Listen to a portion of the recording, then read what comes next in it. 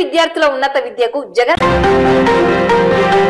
నంద్యాల పట్టణం రోజాకుంటలో వెలిసిన శ్రీ వెంకటేశ్వర స్వామి దేవాలయంలో ఈ నెల 3వ తేదీ నుండి 12వ తేదీ వరకు దసరా శరన్నవరాత్రి ఉత్సవాలను నిర్వహిస్తున్నట్లు ఆలయ నిర్వాహకులు తెలిపారు. ఈ ఉత్సవాలలో పాల్గొని స్వామి అమ్మవార్ల కృపకు పాత్రులు కావాలని, తీర్థ ప్రసాదాలు స్వీకరించాలని కోరారు. నంద్యాల పుర ప్రజలకు దసరా ముందస్తు శుభాకాంక్షలు.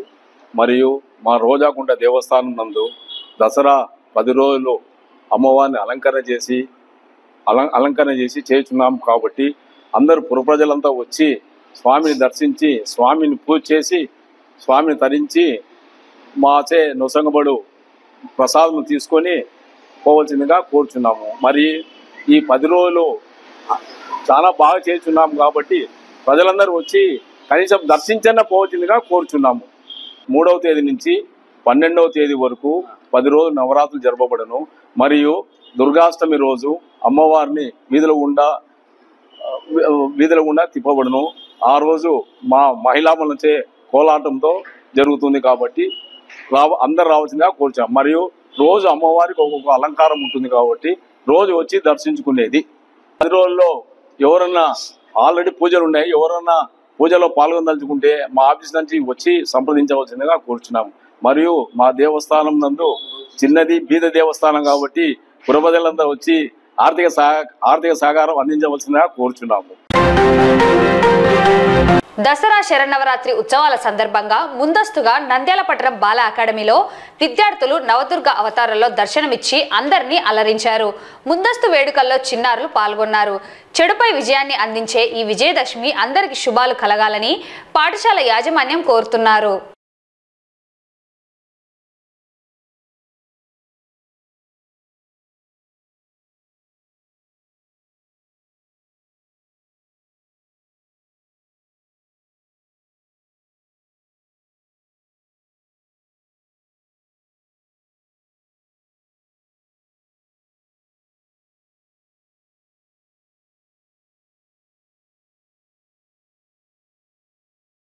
ఈ దసరా సందర్భంగా బాల అకాడమీ పాఠశాలలో ఉన్నటువంటి విద్యార్థులందరూ కూడా నవదుర్గ అవతారాల్లో వచ్చి దసరా వైభవాన్ని మనకు ముందుగా తెలియజేసి మనలో ఆ దసరా యొక్క వైభవాన్ని చాలా చక్కగా వివరించారు.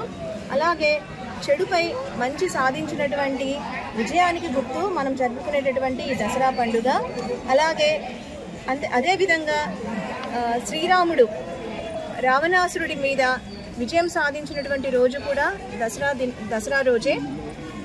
అలాగే పాండవులు కూడా వనవాసంలో వారి యొక్క ఆయుధాలను సమీవృక్షం మీద నుంచి తీసినటువంటి రోజు కూడా ఈ దసరా దినోత్సవమే. కాబట్టి ఈ దసరా ఎంతో ప్రాముఖ్యమైనటువంటి రోజు. హిందువులందరూ కూడా చాలా భక్తి శ్రద్ధలతో పూజించుకునేటటువంటి రోజు. అలాంటి ఈ దసరా పండుగ మనందరి జీవితాల్లో కూడా విజయాన్ని అందించాలని మనసారా ఈ మా బాల అకాడమీ విద్యా సంస్థ యాజమాన్యము, ఉపాధ్యాయులము అందరం కూడా కోరుకుంటున్నామండి. నేను లక్ష్మీదేవిని, మీ ఇంటికి లక్ష్మిని తాను శాసనమూర్తిని. నన్ను మహానవమి రోజు పూజిస్తారు. నాకు ఇష్టమైన నైవేద్యం పానకం, వడపప్పు.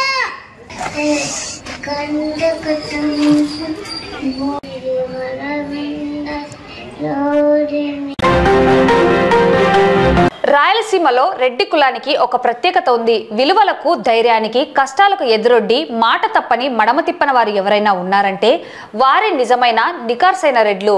కేవలం రెడ్డి అనే పేరు చివర ఉన్న వారంతా రెడ్లుగా తామే నిజమైన రెడ్లు అని భ్రమపడుతూ రెడ్డి కులానికి కలంకం తెస్తున్నారు. అసలు రెడ్లు ఎవరు, దొంగ రెడ్లు ఎవరు తెలుసుకోవాల్సిన అవసరం మన రాయలసీమ రెడ్లకు ఎంతైనా ఉంది. నంద్యాల పార్లమెంట్ అభ్యర్థి బైరెడ్డి శబరి ఇటీవల మీడియాతో మాట్లాడుతూ రెడ్డి కులానికి కొత్త భాష్యం చెబుతూ కొత్త కులాలు, కొత్త మతం అంటూ మానవత్వం అనే మాటలు మాట్లాడుతూ ఉన్నవారు రెడ్లు కాదని, వారు సిగ్గుపడాలని వ్యాఖ్యానించడం రెడ్ల కులాన్ని అపహాస్యం చేస్తున్నట్లు ఉన్నది. అలాగే రెడ్డి అని తోక తగిలించుకున్న వారంతా రెడ్లు కాదని, సిగ్గుపడాలని వివాదాస్పద వ్యాఖ్యలను చేయడం జరిగింది. ఇక్కడ రెడ్లు కళ్ళు తెరుచుకోవాలని, దొంగ రెడ్లు ఎవరు, నికార్సైన రెడ్లు ఎవరో తెలుసుకోవాలని మాట్లాడడం రాష్ట్ర వ్యాప్తంగా ఎంతో దుమారం రేగింది. ఇదిలా ఉంటే నంద్యాల పార్లమెంట్ సభ్యురాలు బైరెడ్డి శబరి తండ్రి బైరెడ్డి రాజశేఖర రెడ్డి 2012వ సంవత్సరం వరకు టీడీపీ పార్టీలో ఉంటూ ఆ తరువాత రాయలసీమ పరిరక్షణ సమితి అని ఒక పార్టీని ఏర్పాటు చేసి రాయలసీమ ప్రాంతంలో తిరుగుతూ ప్రత్యేక రాయలసీమ రాష్ట్రాన్ని సాధిస్తామంటూ ప్రజల ముందుకు వచ్చి ఊకదంపుడు ప్రసంగాలను చేస్తూ చివరకు నికార్సైన రెడ్డి, ఈ రెడ్డి అయిన బైరెడ్డి 2014వ సంవత్సరంలో తోకముడిచి కనీసం రాయలసీమ పరిరక్షణ సమితి పార్టీ తరపున ఎన్నికల్లో నిలబడే దమ్ము ధైర్యం లేక, చేతకాక చేవలేక తోకముడుచుకొని కూర్చున్నాడు. ఈ రెడ్డి చరిత్ర గురించి రాయలసీమ అంతా కూడా తెలుసు. రాజకీయ పబ్బం గడుపుకోవడం కోసం పార్టీలు పెట్టి రాయలసీమ వాసులను మోసం చేసి వెన్ను చూపి పారిపోయిన ఈ రెడ్డి నిజమైన రెడ్డేనా? ఈయన గురించి తెలుసుకోవాల్సింది రాయలసీమ రెడ్లకు ఎంతైనా ఉంది. 2014వ సంవత్సరంలో 6 నెలల తేడాతో దివంగత మహానేత డాక్టర్ వైఎస్ఆర్ తనయుడు జగన్మోహన్ రెడ్డి పార్టీని స్థాపించి ఎన్నికల్లో నిలబడి మగాడుగా మొనగాడుగా నిలబడ్డాడు. ఇప్పుడు ఎవరు మగాడు, ఎవరు మొనగాడు, ఎవరు ధైర్యం ఉన్న రెడ్డి అన్నది రాష్ట్ర ప్రజలందరికీ తెలుసు. తాను స్థాపించిన రాయలసీమ పరిరక్షణ పార్టీని చాపచుట్టి 2018లో బైరెడ్డి రాజశేఖర రెడ్డి కాంగ్రెస్ పార్టీలో చేరి తన రాజకీయ ఉనికి కోసం అనేక పార్టీలు మారుతూ టీడీపీ నుండి రాయలసీమ పరిరక్షణ సమితి పార్టీ, అక్కడ నుండి కాంగ్రెస్ పార్టీ, అక్కడ నుండి బీజేపీ పార్టీలో చేరి తన రాజకీయ ఉనికి కోసం గతి లేక మతి లేక పార్టీలు మారే ఈ బైరెడ్డి నిజమైన నికార్సైన రెడ్డేనా? అవునా కాదా ప్రజలు తెలుసుకోవాలి. ఏ పార్టీలో సీటు ఇస్తే ఆ పార్టీలో ఉంటూ రెడ్డి కులానికే మచ్చ తెస్తున్న ఈ బైరెడ్డి రాజశేఖర రెడ్డికి దివంగత మహానేత డాక్టర్ వైఎస్ఆర్ తనయుడు నికార్సైన దమ్ము ధైర్యం ఉన్న వైఎస్ జగన్మోహన్ రెడ్డికి ఎక్కడైనా పోలిక ఉందా? ఎవరినైనా ఎదిరించే మగాడైన జగన్మోహన్ రెడ్డి అనేక ప్రతికూల పరిస్థితులకు ఎదురొడ్డి కేంద్రంలో అధికారంలో ఉన్న కాంగ్రెస్ పార్టీ నేతలకు సవాలుగా నిలిచిన రాయలసీమ రెడ్డి జగన్మోహన్ రెడ్డి అని చెప్పక తప్పదు. వైఎస్ జగన్మోహన్ రెడ్డికి కాంగ్రెస్ పార్టీ తరపున సీఎం పదవిని లేదా కేంద్ర మంత్రి పదవిని ఇస్తామన్నా కూడా విలువలకు ప్రజలకు ఇచ్చిన మాటపై నిలబడి తృణప్రాయంగా పదవులను త్యాగం చేసిన నికార్సైన రెడ్డి జగన్మోహన్ రెడ్డి మాత్రమే. ఇప్పుడు బైరెడ్డి శబరి దొంగరెడ్డి ఎవరు, నికార్సైన రెడ్డి ఎవరు తెలుసుకోవాల్సిన అవసరం ఉంది. బైరెడ్డి చివరికి రాజకీయ లబ్ధి కోసం కుల ప్రస్తావనతో రెడ్ల కులానికే కలంకం తెస్తున్నాడు. రెడ్లు అనేవారు సిద్ధాంతాల మీద నిలబడి ప్రజల కోసం నిలిచి త్యాగాలను చేసి నిలబడేవారే నికార్సైన రెడ్లు. ఆ కులం కొత్తగా, ఈయన కులం కొత్త కులం, మతం కొత్త మతం, మానవత్వము అని అంటారు. సిగ్గుపడాలండి అట్లాంటి వాళ్ళు. అది కూడా రెడ్డి అని ఒక తోక తగిలించుకొని రెడ్డిగా నేనే సిగ్గుపడుతున్నా. మా రెడ్లకు ఇప్పుడైనా కళ్ళు తెరవండి అయ్యా, ఇప్పుడైనా కళ్ళు తెరవండి. అసలు రెడ్లకు ఓట్లు వేయండి, అసలు రెడ్లను నమ్మండి, అంతేగాని ఈ దొంగ రెడ్లను నమ్మద్దండి. ఎవరో రెడ్డి అని తగిలించుకొని మేం రెడ్లము అంటే రెడ్డి అయిపోతారా? దయచేసి ఇప్పుడైనా కళ్ళు తెరుచుకొని ఎవరు రెడ్లు ఎవరు దొంగ రెడ్లు కొంచెం కళ్ళు తెరుచుకొని చూడండి. ఇట్లాంటి రెడ్లను ఇట్లాంటి దొంగ రెడ్లను మళ్ళా రానియద్దండి అని నేను. మా రాయలసీమలో ఒక సామెత ఉందబ్బా, అన్ని చోట్ల ఉంటుంది అనుకుంటా, కానీ రాయలసీమలోకి బాగా తెలియాలని చెప్తున్నా. కొత్త బిచ్చగాడు పొద్దెరగాడు అని చెప్పేసి మా ఊర్లలో చిన్నప్పుడు అనేవాళ్ళు, నేను కూడా ఇని నేర్చుకున్నా. ఇప్పుడు ఏంటంటే ఈమె పేరు బైరెడ్డి శబరి అంట. ఎలక్షన్స్ జరిగే 2 వారాల వరకు ఈమె ఎవరు కూడా తెలీదు. ఏందో యాక్సిడెంటల్గా వాళ్ళ నాయన పోయి చంద్రబాబు దగ్గరికి పోయి వాళ్ళ కూతురికి సీట్ ఇప్పించుకుంటే ఈమె గాలివాటన గెలిచిన ఎంపీ పేరు బైరెడ్డి శబరి. ఈరోజు వచ్చేసి దొంగ రెడ్లు ఎవరు, ఒరిజినల్ రెడ్లు ఎవరు, రెడ్లకు కొత్త డెఫినేషన్ చెప్తా అంటుంది. రామ్మా శబరి, ఫస్ట్ టైం మా ఛానల్లోకి రా, గాడ్ బ్లెస్ యూ. నువ్వు చెప్పు, తర్వాత ఎవరు ఒరిజినల్ రెడ్లో ఎవరు నకిలీ రెడ్లో మేము కూడా చెప్తాంలే, మాకు తెలుసులే, మేము రాయలసీమలోనే పుట్టి పెరిగినాం, మేము రెడ్డి గారులమే, మాకు తెలుసు ఎవరు మంచి రెడ్లో ఎవరు చెడ్డ రెడ్లో, అవన్నీ కూడా మాట్లాడుకుందాంలే, ఏం తొందర ఏముంది. దాన్ని నువ్వు వచ్చి చెప్పాలనుకున్న ఏందో చెప్పు, తర్వాత మేము మాట్లాడతాం, సరేనా? కులం కొత్తగా, ఈయన కులం కొత్త కులం, మతం కొత్త మతం, మానవత్వము అని అంటారు. సిగ్గుపడాలండి. అది కూడా రెడ్డి అని ఒక తోక తగిలించుకొని రెడ్డిగా నేనే సిగ్గుపడుతున్నా. మా రెడ్లకు ఇప్పుడైనా కళ్ళు తెరవండి అయ్యా, ఇప్పుడైనా కళ్ళు తెరవండి. అసలు రెడ్లకు ఓట్లు వేయండి, అసలు రెడ్లను నమ్మండి, అంతేగాని ఈ దొంగ రెడ్లను నమ్మద్దండి. ఎవరో రెడ్డి అని తగిలించుకొని మేం రెడ్లము అంటే రెడ్డి అయిపోతారా? దయచేసి ఇప్పుడైనా కళ్ళు తెరుచుకొని ఎవరు రెడ్లు ఎవరు దొంగ రెడ్లు కొంచెం కళ్ళు తెరుచుకొని చూడండి. ఇట్లాంటి రెడ్లను ఇట్లాంటి దొంగ రెడ్లను మళ్ళా రానియద్దండి అని నేను రిక్వెస్ట్ చేస్తున్నాను. బాబా ఏం చెప్పినావు కా, భలే చెప్పినావు. బా సిగ్గుపడాలంట. ఎవరు సిగ్గుపడాలక్క? రెడ్లు సిగ్గుపడాలనా?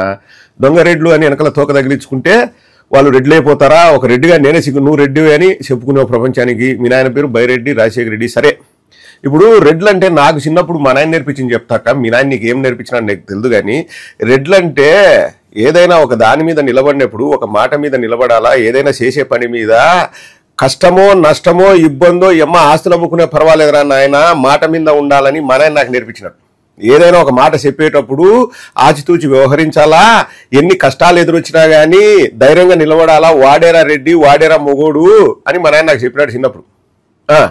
ఆ తర్వాత ఎన్నైనా కష్టాలు రావచ్చు, ఎన్నైనా నష్టాలు రావచ్చు, ఇబ్బందులు రావచ్చు, ఈరోజు మన టైం బాగుండొచ్చు, రేపు మన టైం బాగోకపోవచ్చు, అయినా కానీ నిలబడాలా అని మా నాయన చెప్పినాడు.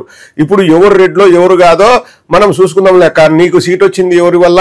మీ నాయన వల్లే కదా. ఏదైనా ఒప్పుకుంటావా ఒప్పుకోవా? మా నాయనేం కాదు, నేనే కష్టపడిన రాజకీయాల్లో గజకర్ణ గోకర్ణ టక్కు టమార విద్యలు ప్రదర్శించిన, అందుకే నాకు సీట్ వచ్చిందని చెప్తా. అటు చెప్పవు కదా, మీ నాయన పుణ్యమే కదా. ఏం శబరి, మీ నాయన పుణ్యమే కదా నీకు సీట్ వచ్చిందంటే. ఇప్పుడు మీ నాయన చరిత్ర దిద్దాంలే. ఇప్పుడు నేనేం రెడ్లు గొప్ప ఇంకొక కులం తక్కువ నేనే చెప్పట్లే, రెడ్లలో ఎట్టున్నాలో కూడా చూపిద్దాంలే. మీ నాయన చరిత్ర దిద్దాం. మీ నాయన 2012 వరకు తెలుగుదేశంలో ఉన్నాడు, 94 నుంచి. Okay fine. చంద్రబాబు దగ్గర ఉన్నాడు, గులాంగిరి చేసినాడు, సరే ఫైన్, నేను దాని గురించి మాట్లాడను. మీ నాయన 2012లో ఏం చేసినాడు మా శబరి? నువ్వే చెప్పు తల్లి. ఏం చేసినాడు? రాయలసీమ పరిరక్షణ సమితి అని పెట్టాడు. రెడ్డి అనేవాడు ముందరకుండి మొగోళ్ళలాగా పోరాడాలా, అవునా కాదా? సరే బా, మీ నాయన వచ్చినాడు, పొడుచాడు, చించుతాడు, షాట్ ఎచ్చాడని మేము కూడా అనుకున్నాం. బా, ఇంకా మా రాయలసీమకు మంచి టైం వచ్చింది, మంచి ఇంక అసలు వెలిగిపోతుంది ఇంక మా రాయలసీమ స్టార్. ఇంకా మా రాయలసీమ ఆంధ్రప్రదేశ్లో కానీ తెలంగాణ కానీ దేశంలోనే రాయలసీమ అంటే నెంబర్ 1. ఎందుకంటే బైరెడ్డి రాజశేఖర్ రెడ్డి వచ్చినాడు. బా, ఇంకా రెడ్లు అంటే ఎవరు? ముందుకుండి ఏటకొడవళ్ళు ఈత పుల్లు ఇవన్నీ తీసుకొని ఈరన్న కసుకుని రా, నిన్ను ఇరుసుకు తింటాను రా, నరసింహస్వామి రా, నిన్ను నలుసుకు తింటాను రా, ఇంక వచ్చాడు అని మీ నాయన కూడా ట్రాక్టర్ ఎక్కి ఊరేగినాడు, బాగానే తిరిగినాడు. ఏమైందమ్మా 2014కు ముందు ఏంటికి రాయలసీమ పరిరక్షణ సమితి అనేది ఒక సీట్లో కూడా పోటీ చేయాలి రాయలసీమలో? ఏమైంది అది? ఏమి రెడ్డి అనేవాడు ఏంటికి తోక ముడిచినాడు? తోక ముడిచేవాడు రెడ్డా?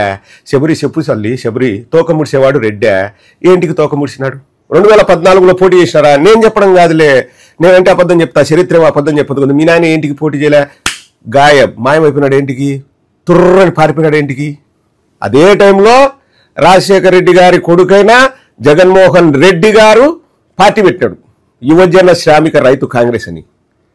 మీ నాయన కంటే ఒక 6 నెలలు ముందు అటు ఇటుగా ఇద్దరు ఒకేసారి పార్టీ పెట్టినారు. ఇప్పుడు చెప్పు, ఎవరు నిజమైన రెడ్డి, ఎవరు నకిలీ రెడ్డి, ఎవరు దొంగరెడ్డి? పార్టీ పెట్టి 9 ఏళ్ళు కష్టపడి ముఖ్యమంత్రి 5 ఏళ్ళు ముఖ్యమంత్రిగా పరిపాలన చేసినాడు. ఇప్పుడు చెప్పుమ్మా, ఎవడు మొగోడైతే వాడే రెడ్డిలే, ఎవడు మొనగాడైతే వాడే రెడ్డిలే. అంగ చెప్పు, ఎవడు దొంగరెడ్డి, ఎవరు మంచిరెడ్డి? పోతే పోనీ, ఆ పార్టీ వదిలేసినావు, ప్రజలందరూ మీ నాయన మీద ఆశ పెట్టుకున్నారు. అబ్బా మన రాయలసీమకు మహర్దశ వచ్చేది, మా రాయలసీమకు అదైతుంది ఇదైతుందని నమ్మకం పెట్టుకుంటే అందరి నమ్మకాన్ని తీసుకుపోయి ఏడగలిపినాడు, మనోరండంలో వేసి మీ నాయన పై పుర్రని పారిపోయినాడు. ఇంకా అసలు అడ్రస్ లేడు 2018 వరకు.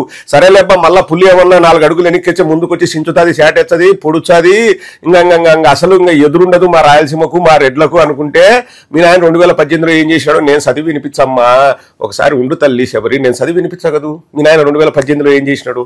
ఏం చరిత్ర అబద్ధం చెప్పదు. నేనేం మళ్ళీ నా సొంత మాటలు చెప్పలేమ్మా, ఎందుకంటే నేను రెడ్డిని, నేను మొగోని లెక్కన నేను అన్ని నిజాలే మాట్లాడతాను, నేనేం అబద్ధాలు చెప్పను. చెప్పాల్సిన అవసరం నాకు లేదు. ఒక రెడ్డిగా ఉండి ఇంకొకరిని మోసం చేయాల్సిన అవసరం కానీ అగత్యం కానీ ఆ గతిగా నాకు పట్ల నేను నిజాలే చెప్తా. ఇను తల్లి ఇను.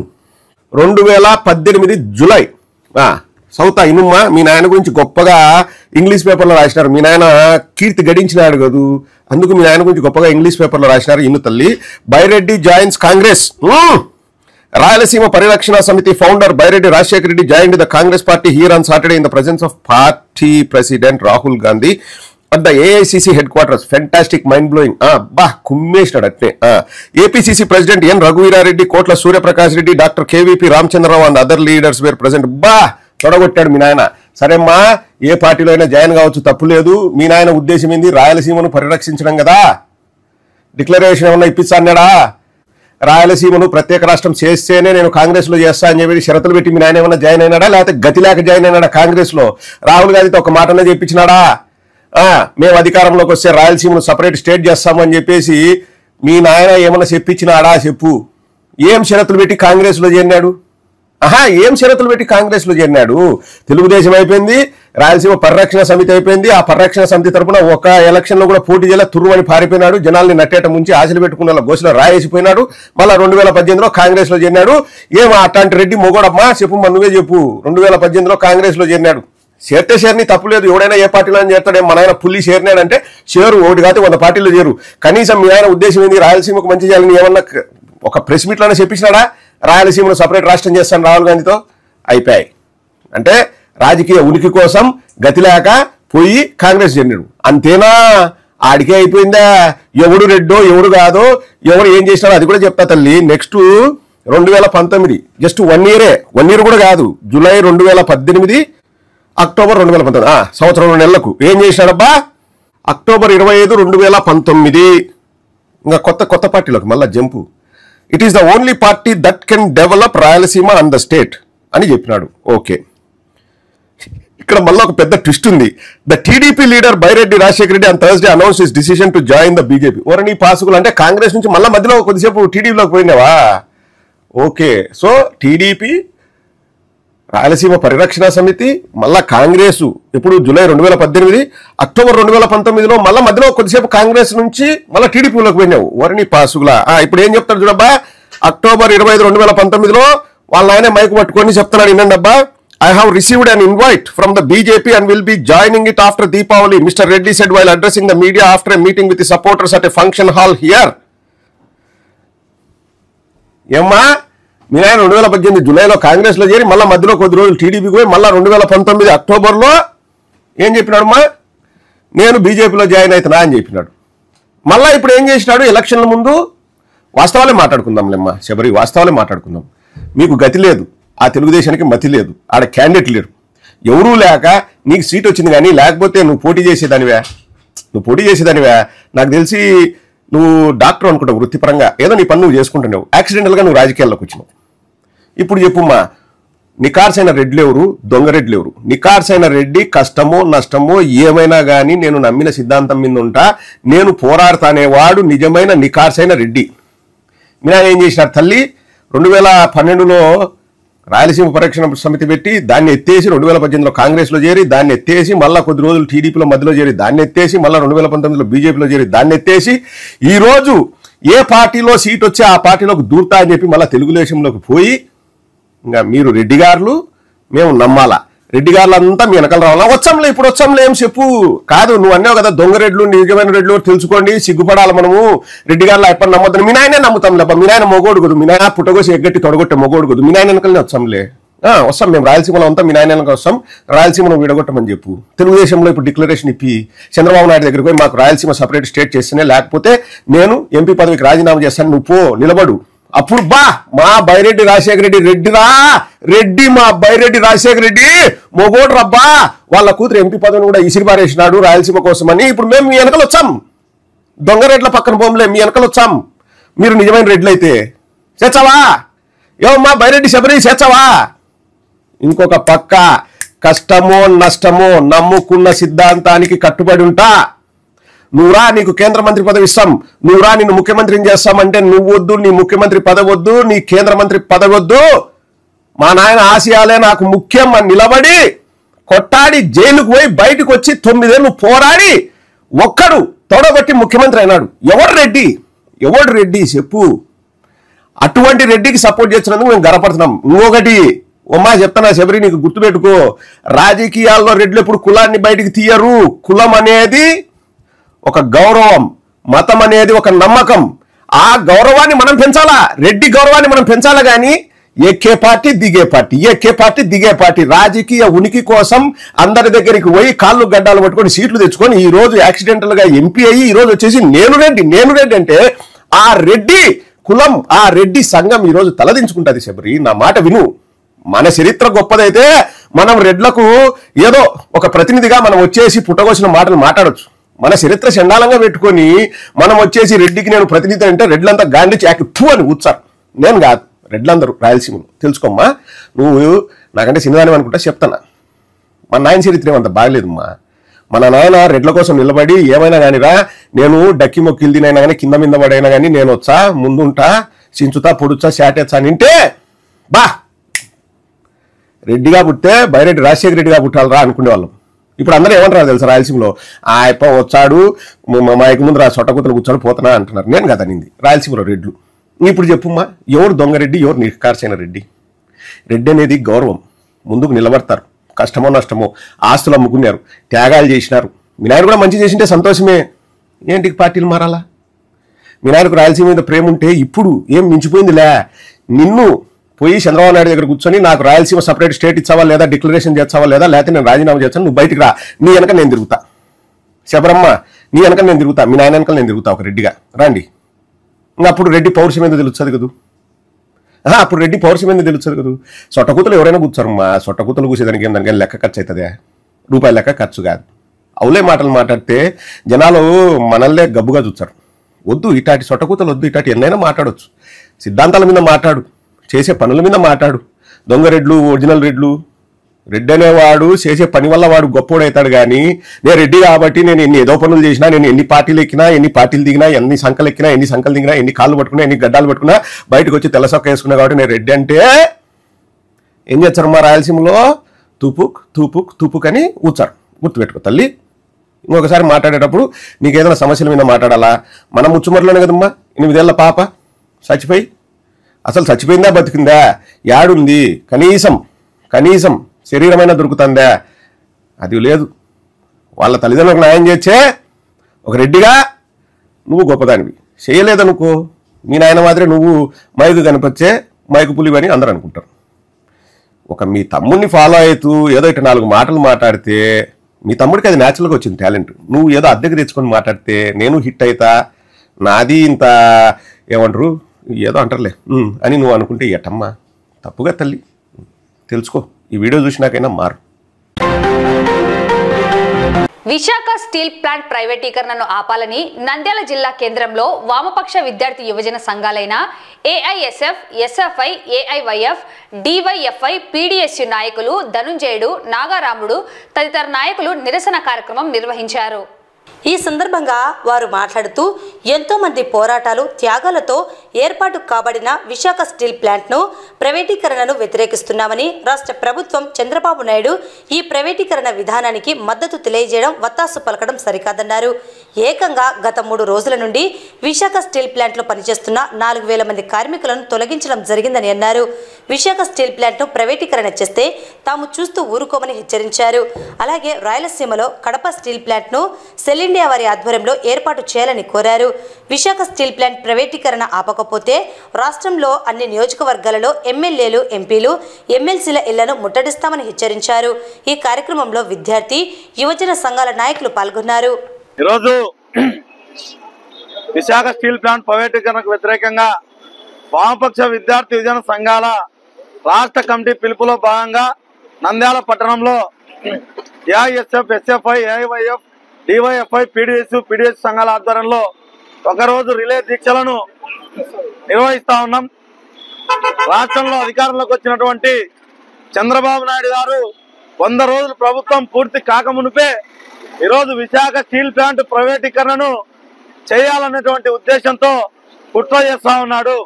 ఈరోజు 32 మంది విద్యార్థుల ప్రాణ త్యాగాలతో వందలాది పదుల సంఖ్యలో వామపక్ష పార్టీల ఎమ్మెల్యేలు, ఎంపీలు, ఎమ్మెల్సీల రాజీనామాలతో సాధించుకున్నటువంటి విశాఖ స్టీల్ ప్లాంట్ ప్రైవేటీకరణ చేస్తే వామపక్ష విద్యార్థి యువజన సంఘాలుగా చూస్తూ ఊరుకోమని చంద్రబాబు నాయుడు ప్రభుత్వాన్ని హెచ్చరిస్తా ఉన్నాం.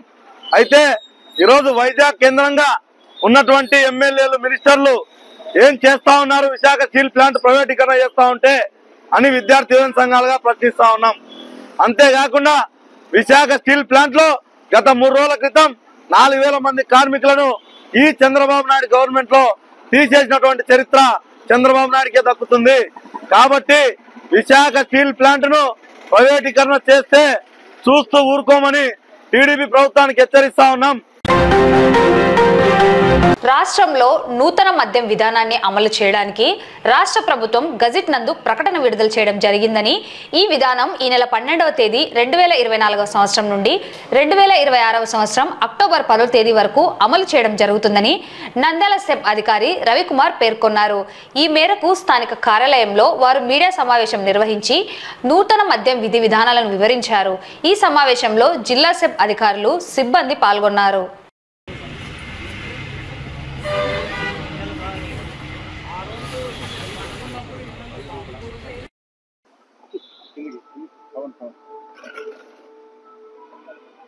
నా పేరు రవికుమార్. నేను డిస్ట్రిక్ట్ ప్రొహిబిషన్ అండ్ ఎక్సైజ్ ఆఫీసర్గా ఎక్సైజ్ సూపరింటెండెంట్ హోదాలో మన నంద్యాల డిస్టిక్కి నియమించబడి 2వ తారీఖు మన 29వ తారీఖు నాడు నేను జాయిన్ కావటం జరిగింది. ఈ రోజున గవర్నమెంట్ వారు రాబోయే 2 సంవత్సరాలకి అంటే 12/10/2024 నుంచి 30/9/2026 వరకు నూతన మధ్య విధానం న్యూ పాలసీ ఎక్సైజ్ పాలసీని తీసుకురావటం జరిగింది. ఈ యొక్క పాలసీ ప్రధాన ఉద్దేశం ఒకటి, షాప్స్ అన్నీ కూడా గతంలో దానికి దీనికి ప్రైవేటు వ్యక్తులకి డ్రా ద్వారా ఇవ్వటం జరుగుతుంది. ఈసారి ఏదో నామినల్ ట్యాక్స్ రిటైల్ ట్యాక్స్తో ఇవ్వటం జరుగుతుంది. ఈసారి ఇంకొకటి 20% మార్జిన్తో కూడా ఈ యొక్క అవుట్లెట్స్ ఓనర్కి ఇవ్వటం జరుగుతుంది. మరియు ముఖ్యంగా గొప్ప మార్పు ఏంటి అంటే రిహాబిలిటేషన్ చేయటానికి మద్యం ఈ యొక్క తగ్గించటానికి తగ్గుదల కోసం దీని మీద ప్రత్యేకంగా 10% ఈ యొక్క మద్యాన్ని తగ్గించడం కోసం, రిఫార్మ్ చేయటం కోసం, డీఅడిక్షన్ సెంటర్లు పెట్టడం కోసం కేటాయించడం జరిగింది. సరే, ఇప్పుడు కొత్త షాపులుకి ప్రకటన ఈరోజు గెజెట్ విడుదల చేయటం జరిగింది. ఇది వచ్చేసి గెజెట్ నెంబరు 39/2024 గెజెట్ నెంబరు ఈ యొక్క జిల్లా గెజెట్ని ఇవ్వటం జరిగింది. రాజశ్రీ కలెక్టర్ గారి అప్రూవ్ మరియు రాజశ్రీ మా కమిషనర్ గారు, డిప్యూటీ కమిషనర్ గారి ఆదేశాల మేరకు ఈరోజు విడుదల చేయటం జరిగింది. దీంట్లో ఈ యొక్క విధానంలో మొత్తం కూడా 50 లక్షల దగ్గర నుంచి 85 లక్షల దాకా సంవత్సరానికి ఈ యొక్క రిటైల్ ట్యాక్స్ అనేటటువంటిది పెట్టి దాని ద్వారా డ్రా తీసి ఎవరికి వస్తే వాళ్ళు ఒకటి. రెండవది వచ్చేసి ఒక వ్యక్తి ఎన్ని షాపులకైనా వేసుకోవచ్చు. మూడవది ఒక వ్యక్తి అదే షాపుకి ఎన్నిసార్లైనా వేసుకోవచ్చు. ఇది కేవలం డ్రా మాత్రమే కాబట్టి ఎక్కువ అప్లికేషన్స్ వస్తాయని చెప్పి మేము అనుకుంటున్నాం. దీనికి ధరావతుగా నాన్ రిఫండబుల్ ఫీజుగా 2 లక్షల రూపాయలు ఒక్కొక్క అప్లికేషన్కి పెట్టడం జరిగింది. ఇది చాలా సింపుల్గా ఎలాంటి ఎవరి దగ్గరికి పోకుండా కేవలం తాను ఇంటి దగ్గర కూర్చొని ఆన్లైన్ మోడ్లోనే ఎక్కడికి పోకుండా వెరీ సింపుల్ డాక్యుమెంట్స్ సబ్మిట్ చేసి ఆన్లైన్లో తీసుకోవచ్చు. దీంట్లో ఎలా అంటే hpfsproject.com అనేటటువంటి వెబ్సైట్కి వెళ్ళి దాంట్లో వెంటనే తన యొక్క మొబైల్ నెంబరు పేరు గనక ఎంటర్ చేసినట్టయితే ఆ మొబైల్ నెంబరే యూజర్ ఐడిగా, ఆ ఓటీపీఏ పాస్ నెంబర్గా, పాస్వర్డ్గా ఉపయోగించి చేయటం జరుగుతుంది. ఆ పాస్వర్డ్ని ఉపయోగపెట్టిన వెంటనే అతనికి అకౌంట్ క్రియేట్ చేయబడుతుంది ఆ ఫోన్ నెంబర్ మీద. అతను ఆ లాగిన్ అయితేనే ఏ షాపుకి వేస్తున్నావు, అక్కడ అన్ని షాపులు కనపడతాయి. ఏ షాపుకి వేస్తున్నావు, ఆ షాపుకి మీ పేరేంటి, 2. మూడవది వచ్చేసి మీరు ప్రూఫ్ కోసం ఏం పెడుతున్నారు అని డ్రాప్ డౌన్ వస్తుంది. ప్రూఫ్లో 5 ఐటమ్స్ ఉన్నాయి. ఒకటి ఆ యొక్క ఆధార్ నెంబర్, ఆ యొక్క ఓటర్ ఐడి, ఆ యొక్క రేషన్ కార్డు, ఆ యొక్క పాస్పోర్టు, పోతే అతను ఏదైనా గనక ఇతరత్ర గవర్నమెంట్ ఉద్యోగి అయినైతే లేదా ఇతర సంబంధించింది అయినట్టయితే కాంట్రాక్టర్ అయితే వాళ్ళకు కూడా నెంబర్ ఉంటుంది, అదైనా ఫీడ్ చేసినట్టయితే సరిపోతుంది. ఎలాంటి డాక్యుమెంట్స్ దాంట్లో సబ్మిట్ చేయక్కర్లేదు. అది కూడా అయిపోయింది. ఒక 2 ఫోటోలు కలర్వి పాస్పోర్ట్ సైజువి స్కాన్ చేసి అప్లోడ్ చేయాలి. అదా ఫేస్ ఎవరిది అని చెప్పి దానికోసం. ఆ తర్వాత 2 లక్షల రూపాయలు కట్టడం కోసం ఓపెన్ అవుతుంది. తాను credit card, debit card, online, UPI ద్వారా ఈ 4 ద్వారా ఎమ్మటే ఫోన్పే, గూగుల్ పే ద్వారా కూడా వెంటనే చేయటం జరుగుతుంది. అతను పేమెంట్ అయిపోయిన వెంటనే అతనికి ఎంట్రీ పాస్ వచ్చేస్తుంది. ఆ ఎంట్రీ పాస్ ఎవరి దగ్గరికి పోక్కర్లేదు. ఆ ఎంట్రీ పాస్ తీసుకొని 11వ తారీఖు 8 గంటలకి మన వైఎస్ఆర్ కాంప్లెక్స్ అని చెప్పి కలెక్టరేట్ లో గ్రీవెన్సెస్ సెల్ తీసుకునేటటువంటి హాల్లో పెట్టడం జరిగింది. రాజశ్రీ కలెక్టర్ గారు ఆధ్వర్యంలో అది డ్రా అనేది తీయబడుతుంది. ఇకపోతే ఆఫ్లైన్ మోడ్ అనేటటువంటివి ఒకటి ఉందండి. దాంట్లో డీడీతో తీయటము, అప్లై చేయటం. రెండవది వచ్చేసి హైబ్రిడ్ మోడ్ అని ఉంది.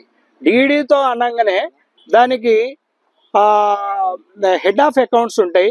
దాన్ని ఫిల్ చేసేసి ఏ బ్యాంకుకైనా వెళ్ళి ఆ చలానా కట్టినట్టయితే, ఆ రిసిట్ తీసుకొచ్చినట్టయితే, ఇక్కడ ప్రతి 7 చోట్ల స్టేషన్స్ ఉన్నాయి. ఆ 7 చోట్ల 7 కౌంటర్లు పెట్టడం జరిగింది, రిసెప్షన్ కౌంటర్లు. అక్కడ తీసుకెళ్ళినప్పుడు వాళ్ళకి అక్కడ గౌరవించి ఆ రిసెప్షన్ సెంటర్లో వాళ్ళకి సహకరించి ఫారాలు ఫిలప్ చేసి ఆ డీడీ చెక్ చేసేసి చేయటం జరుగుతుంది. వాళ్ళకి వెంటనే అక్కడ పాస్ ఇవ్వటం జరుగుతుంది. రాష్ట్ర ప్రభుత్వం త్వరలో అమలు చేయనున్న నూతన మద్యం విధానంలో భాగంగా అమలు చేయనున్న విధి విధానంలో భాగంగా గత ప్రభుత్వంలో ఏర్పాటు చేసిన మద్యం దుకాణాల్లో పనిచేస్తున్న సేల్స్ మెన్స్ మరియు సేల్స్ సూపర్వైజర్ల కాంట్రాక్ట్ పూర్తి కావడం జరిగింది. ఈ మేరకు వారు నూతన మద్యం అమలు చేస్తున్న నేపథ్యంలో విధుల్లో కొనసాగించాలని కోరుతూ నిరసన వ్యక్తం చేశారు.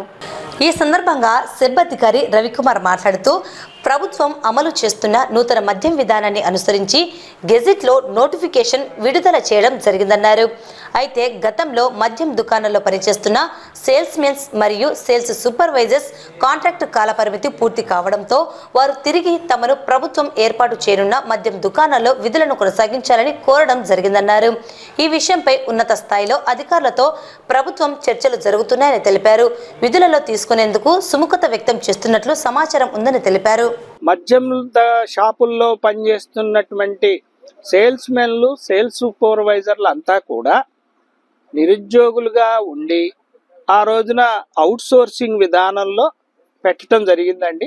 వాళ్ళది నిన్నటితో అగ్రిమెంట్ పూర్తయింది. దీనిని వాళ్ళందరూ కూడా కోరారు. దాన్ని మానవత్వంతో మా యొక్క రాజశ్రీ కమిషనర్ గారు కానీ, అంటే డైరెక్టర్ గారు కానీ దీన్ని ప్రభుత్వ దృష్టికి తీసుకెళ్లటం జరిగింది. వాళ్ళు కూడా పాజిటివ్గా స్పందించడం జరిగింది. దీన్ని ఎట్లా అడ్జస్ట్ చేయాలి అనేది వాళ్ళు ఒక తీవ్రంగా ఒక కమిటీని కూడా కమిటీని వేశారు మా కమిషనర్ గారు. దాంట్లో వాళ్ళు కానీ రేపు కానీ నిర్ణయం తీసుకుంటారు. పాజిటివ్గానే ఉంటుందండి. మేము కూడాను మా పాజిటివ్గా వాళ్ళ గురించి అనేటటువంటిది మేము చేయబోతున్నాం. అది ఎట్లా ఏమిటి అనేది ఇందాక చర్చలు కూడా చేయటం జరిగింది వాళ్ళ చేత. అది ఫలవంతంగా వాళ్ళతో మనం మాట్లాడటం జరిగింది. వాళ్ళను కూడా మేము మానవత్వ దృష్టితో చూడుస్తున్నాము, హ్యుమానిటేరియన్ గ్రౌండ్స్తో. కాబట్టి కంపల్సరీగా ఇది గవర్నమెంట్ వారు ఇటు మేము స్పందించడం జరుగుతుందండి. భారతదేశం అనేక కులమతాలు కలిగి అందరూ సోదరులా జీవిస్తూ మత సామరస్యతకు ప్రతీకగా నిలవడం సంతోషంగా ఉందని ప్రజాస్వామ్య పరిరక్షణ ఐక్యవేదిక వ్యవస్థాపక అధ్యక్షుడు ఆకుమల్ల రహీం పేర్కొన్నారు. ఈ మేరకు స్థానిక కార్యాలయంలో ఆకుమల్ల రహీం అధ్యక్షతన హిందూ, ముస్లిం, క్రైస్తవ సోదరులు చేసిన విశిష్ట సేవలను గుర్తించి వారిని ఘనంగా సన్మానించడం జరిగింది. ఈ కార్యక్రమంలో doctor Negala Joshua, Abdul Rahim, Satyanarayana, Vasu, Christian JAC ప్రధాన కార్యదర్శి, వ్యవస్థాపకులు మన్నెం జానయ్య తదితరులు పాల్గొన్నారు. జాతీయ సమైక్యతకు నాందిగా అంటే మన భారతదేశంలో అన్ని మతాల, అన్ని కులాల వారు మనం అందరము కూడా సోదరభావం, స్నేహభావంతో ఈ దేశంలో నివసిస్తున్నాము, జీవిస్తున్నాము. మన కార్యక్రమాలను స్వేచ్ఛగా మనము జరుపుకుంటూ వస్తున్నాం. అందుకు నిదర్శనమే. ఎందుకంటే భారత స్వతంత్రం వచ్చిన తర్వాత భారత రాజ్యాంగంలోనే మనము స్పష్టంగా రాసుకోవడం జరిగింది. ఆ రోజు పెద్దలు డాక్టర్ బిఆర్ అంబేద్కర్ అధ్యక్షన రాయబడిన భారత రాజ్యాంగంలో సమానత్వం, స్వేచ్ఛ, సౌభ్రాతత్వం ఇవన్నిటి విషయాలను గురించి స్పష్టంగా భారత రాజ్యాంగంలో మనము రాసుకున్నాం. స్వేచ్ఛ, మత స్వేచ్ఛ అంటే నీకు నచ్చిన విశ్వాసాలు, నమ్మకాలు మీరు ఎవరైనా ఇక్కడ ఉన్న భారతదేశంలో విశ్వసిస్తున్న ప్రతి ఒక్కరు కూడా వారికి నచ్చిన మతాలలో, వారికి నచ్చిన విశ్వాసాలుగా వారు జీవించుకునే హక్కు మన రాజ్యాంగం మనకు కల్పించింది. మరి సమానత్వం అంటున్నాం. రాజకీయంగా సమానత్వం రావాలి, సామాజికంగా సమానత్వం రావాలి, ఆర్థికంగా కూడా సమానత్వంగా ఎదగాలి అని ఆ రోజు రాజ్యాంగంలో స్పష్టంగా రాసుకోవడం జరిగింది. మరి భారత రాజ్యాంగం రాసి ఇప్పటికి 78 సంవత్సరాలు అవుతున్నప్పటికీ రాజ్యాంగంలో ఉన్న ప్రధాన పీఠిక ఏదైతే ఉందో ప్రియాంబులు, కనీసం ఆ పదాలను కూడా ఈరోజు మనకు స్పష్టంగా పలికే ఆ జ్ఞప్తికి కూడా లేని పరిస్థితిలో ఈరోజు మన భారతీయులు అంతా మనం ఉన్నాం. అందుకే మా ప్రజాస్వామ్య పరిరక్షణ ఐక్య వేదిక భారత రాజ్యాంగమే భారతీయుల ఆధునిక ధర్మశాస్త్రం అని మేము ఘంటాపదంగా చెప్తున్నాం. మీ ప్రేమను చూపించి మరి భారతదేశం యొక్క రాజ్యాంగ వ్యవస్థలో ఏ విధంగా అయితే అన్ని మతాలు అందరూ కలిసి ఐక్యంగా ఉండి సామరస్యంగా లేవనెత్తబడుతున్నటువంటి ప్రతి అసాంఘిక శక్తులను ఇలాంటి పరిరక్షణ సమితిల ద్వారా ప్రజాస్వామ్య పరిరక్షణ ద్వారా చెదరగొడుతూ ముందుకు సాగిపోండి అని రాజ్యాంగం ఇచ్చినటువంటి హక్కులను, విధులను నిర్వర్తిస్తూ ఈ అద్భుతమైనటువంటి ప్లాట్ఫారాన్ని ఈ నంద్యాల జిల్లాలో అలాగే క్రిస్టియన్స్, అలాగే ముస్లిమ్స్, అలాగే హిందూస్ అందరం మన భారతదేశం, మన India is a democracy country. మరి కులాలకు అతీతంగా, మతాలకు అతీతంగా అందరం కలిసి ఐక్యంగా మరి సహోదర భావంతో ముందుకు సాగిపోవడమే భారతదేశం. అసలు ఈ భారతదేశాన్ని ఎన్నో దేశాలు కదపాలని చూసాయి, మరి ఎన్నో శక్తులు అణగదొక్కాలని చూసాయి. భారతదేశానికి ఉన్న ఒకే ఏకైక బలం అన్ని కులాలు మతాలు కలిసి ఐక్యంగా పోరాడడమే భారతదేశానికి ఉన్న అద్భుతమైనటువంటి బలం. అందుకే అందరము ఒకరినొకరం సన్మానించుకుంటూ, ఒకరినొకరం ప్రేమించుకుంటూ, ఒకరినొకరం గౌరవించుకుంటూ ముందుకు సాగిపోతూ ఈ నేపథ్యంలో ఒక క్రైస్తవుడిగా, దేవుడి సేవకుడిగా నేను చేసినటువంటి సాంఘిక సేవా కార్యక్రమాలు మరి అనేక దేశాలు గుర్తించి నాకు world book of the record, London నుండి ఒక సంస్థ నాకు world book of the record ఇచ్చారు. అందును బట్టి నేను దేవుణ్ణి చాలా స్తుతించాను. నాకు ఇచ్చినటువంటి ఆ అవార్డును బట్టి కూడా మా క్రైస్తవ సహోదరులు, అలాగే క్రైస్తవ సంఘాలు, క్రైస్తవ సేవకులు ఎంతోమంది మమ్మల్ని అప్రిషియేట్ చేశారు.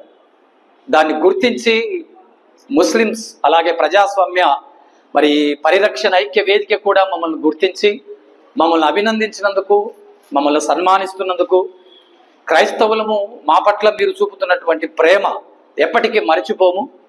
మరి మీరు అందిస్తున్నటువంటి అభిమానాన్ని బట్టి కూడా మేము కూడా గుర్తుపెట్టుకొని మీ యొక్క ప్రజాస్వామ్య పరిరక్షణ ఐక్య వేదిక కూడా మా సపోర్ట్, మా సహకారం ఎప్పుడు ఉంటుంది. అందరం కలిసి పోరాడదాం, దేశాన్ని రక్షిద్దాం. నంద్యాల రైల్వే స్టేషన్ సమీపంలో గూడ్స్ రైలు పట్టాలు తప్పడం జరిగింది. ప్లాట్ఫామ్ మీదకు వచ్చే సమయంలో క్రాసింగ్ వద్ద గూడ్స్ రైలు పట్టాలు తప్పింది. అయితే ఈ సంఘటనలో ఎటువంటి ప్రమాదం సంభవించకపోవడంతో రైల్వే అధికారులు ఊపిరి పీల్చుకున్నారు. పట్టాలు తప్పడానికి గల కారణాలను అధికారులు పరిశీలిస్తున్నారు. ఈ ఘటనపై అధికారుల నుండి వివరణ రావాల్సి ఉంది.